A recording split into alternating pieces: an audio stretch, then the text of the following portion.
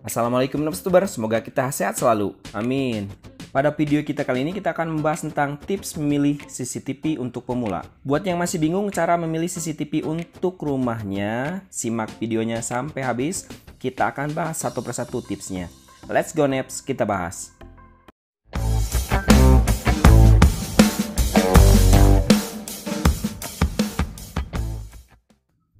Banyak banget CCTV yang beredar di pasaran, namun akhirnya kita masih bingung. CCTV yang kayak gimana sih yang cocok buat kita? Apalagi kita termasuk baru memakai CCTV. Pakai CCTV pastinya buat membantu ngejaga keamanan rumah. Lalu apa saja yang harus kita ketahui sebelum membeli CCTV?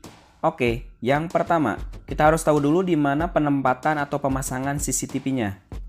Hal ini kadang sepele, namun perlu diketahui penempatan sangatlah penting.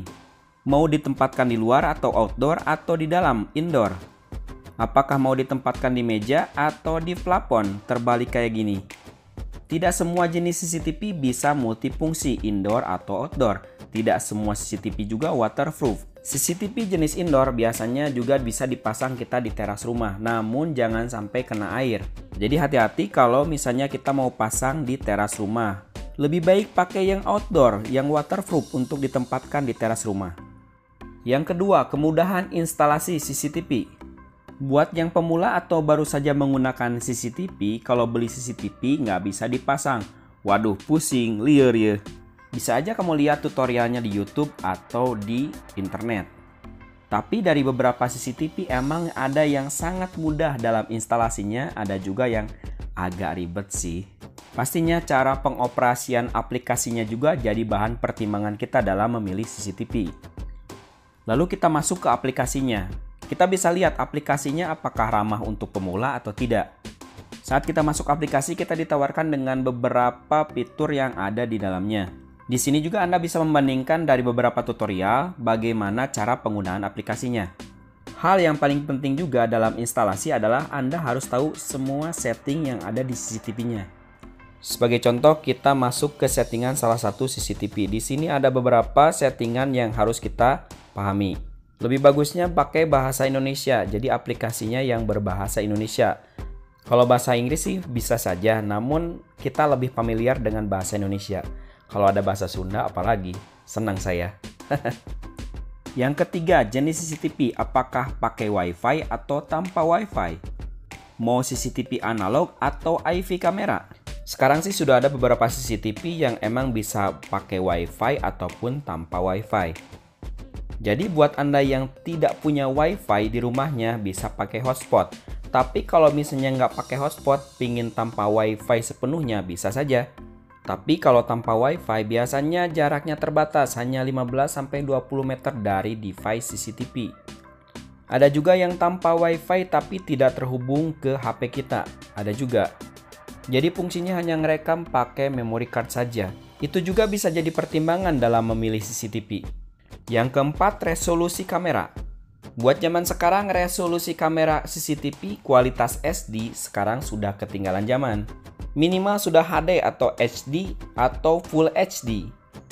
Malahan sekarang dengan kualitas 2K atau 4K sudah banyak beredar di pasaran. Ini juga bisa jadi faktor yang penting dalam memilih CCTV. Makin tinggi resolusi kamera pastinya gambar dan videonya lebih jelas. Namun, memori yang dibutuhkan pasti lebih besar. Tapi sebandinglah dengan kualitas gambar dan videonya, jadi lebih jelas.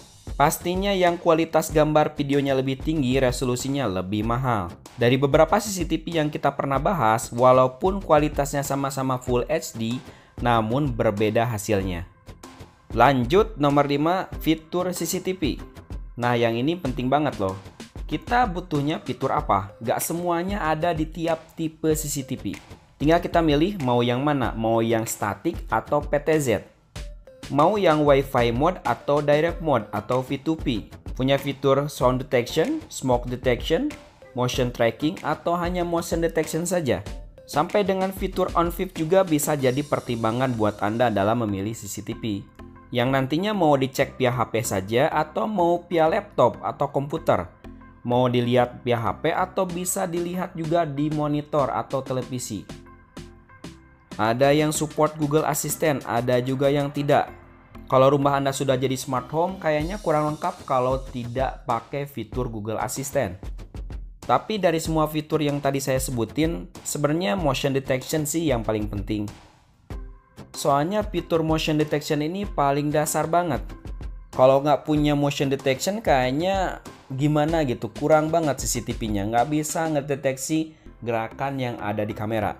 Fitur night vision juga sangat penting, apakah itu otomatis atau manual. Untuk CCTV baby cam, sound detection paling penting. Misal untuk penempatan di dapur, Anda bisa pilih CCTV yang sudah support smoke alarm atau CO alarm. Tapi emang termasuk jarang juga sih CCTV yang punya fitur ini. Saat ini saya punya yang tipe Dapang yang punya fitur smoke alarm dan CO alarm. Jadi kalau terdeteksi asap maka alarm CCTV-nya akan aktif. Next yang keenam, penyimpanan rekaman CCTV. Ini juga sangat penting. Cara nyimpen dan akses rekamannya gimana? Beberapa CCTV hanya bisa nyimpan di memory card saja. Ada juga CCTV yang sudah menyediakan penyimpanan cloud untuk hasil rekamannya. Untuk rekamannya ada yang support 64 GB, 128, ada juga yang sampai 256 GB. Untuk kartu memorinya kita sudah pernah bahas dan sering kita bahas di video sebelumnya. Bagi yang belum nonton silakan ditonton dulu. Untuk biaya berlangganan cloud berbeda-beda tergantung tipe CCTV-nya. Harganya bisa sampai 1,5 juta per tahun. Tapi ada juga paket murah yang per minggu ataupun yang per bulan.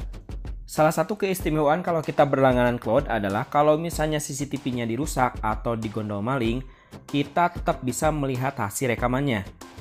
Kalau pakai cloud, datanya terenkripsi atau aman, dan privasinya terjaga, dan tetap bisa berbagi perangkat, jadi beberapa perangkat bisa tetap melihat hasil rekaman. Selain penyimpanan pakai kartu memori ataupun berlangganan cloud, ada juga kita bisa pakai NVR atau DVR. Kalau yang sudah IP kamera bisa pakai NVR. Untuk penyimpanannya pakai hard disk. Selanjutnya yang ketujuh, pelayanan customer service dan garansi. Ini juga sangat penting.